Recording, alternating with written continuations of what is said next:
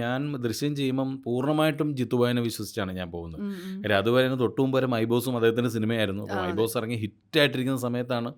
അതിനുശേഷം എനിക്ക് ഒരുപാട് അത്തരത്തിലുള്ള ഹ്യൂമർ വേഷങ്ങളൊക്കെ ചെയ്തുകൊണ്ടിരിക്കുമ്പോഴാണ് ഞാൻ ദൃശ്യത്തിലേക്ക് പോകുന്നത്.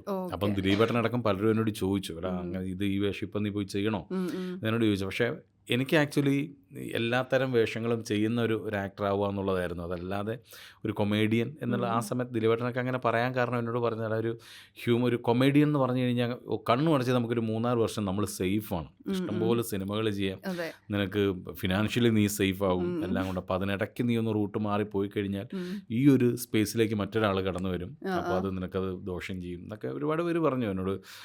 ഡയറക്ടർ സിദ്ദിഖ പറഞ്ഞിട്ടുണ്ട്, കാര്യം ദിലീപേട്ടൻ പറഞ്ഞിട്ടുണ്ട്, എല്ലാവരും പറഞ്ഞിട്ടുണ്ട്. പക്ഷേ എനിക്ക് ഈ പറയുന്നത് പോലെ ഓൾറെഡി ഹ്യൂമർ എന്ന് പറഞ്ഞാൽ നമ്മൾ ട്യൂൺഡാണ്, നമ്മുടെ ഉണ്ടത്.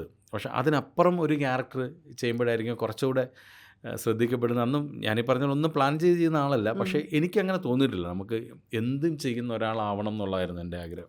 അതുകൊണ്ട് തന്നെയാണ് ജിത്തുബായി എന്നെ വിളിച്ചിട്ട് ചോദിച്ചു, കോമഡി മാത്രമേ ചെയ്യുള്ളൂ അതോ സീരിയസ് വേഷങ്ങൾ ചെയ്യാൻ താല്പര്യമുണ്ടോ എന്ന് ചോദിച്ചു. ഞാൻ പറഞ്ഞു തീർച്ചയായിട്ടും ഉണ്ട് എന്ന് പറഞ്ഞപ്പോഴാണ് അദ്ദേഹം പറഞ്ഞത് സഹദേവൻ ഷാജോനാണ് എന്ന് പറഞ്ഞു. പക്ഷേ ആരെയും ഞാൻ സെറ്റിൽ ചെല്ലുന്നു, തലേദിവസം തൊടുപുഴയിലായിരുന്നു.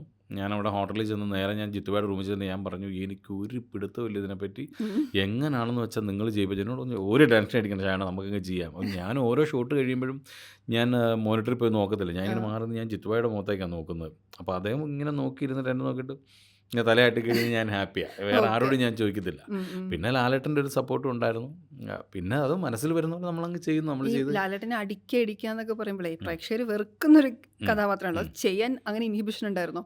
എനിക്ക് ഈ പറഞ്ഞതുപോലെ ലാലേട്ടനെ ആയതുകൊണ്ടൊരു പേടി എനിക്കുണ്ടായിരുന്നു. അത് എങ്ങനെ ദേഹത്ത് കൊണ്ടാലോ, നമ്മളങ്ങനെ ട്രെയിൻഡ് ആയിട്ടുള്ളൊരു ഫൈറ്ററോ കാര്യങ്ങളോ, പിന്നെ സിനിമാസ് ഫൈറ്റ് നമ്മൾ ചെയ്തിട്ടുമില്ല.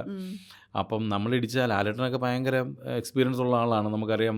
ഒരുപാട് പേര് പറഞ്ഞിട്ടുണ്ട് ലാലേട്ടനെ ഫൈറ്റ് ചെയ്യുമ്പോൾ നമ്മുടെ ദേഹത്ത് പോലും കൊള്ളില്ല, കൈ ഇങ്ങനെ കൊണ്ട് വെക്കുകയുള്ളൂ. പക്ഷെ നമുക്കങ്ങനെ അറിയില്ലല്ലോ.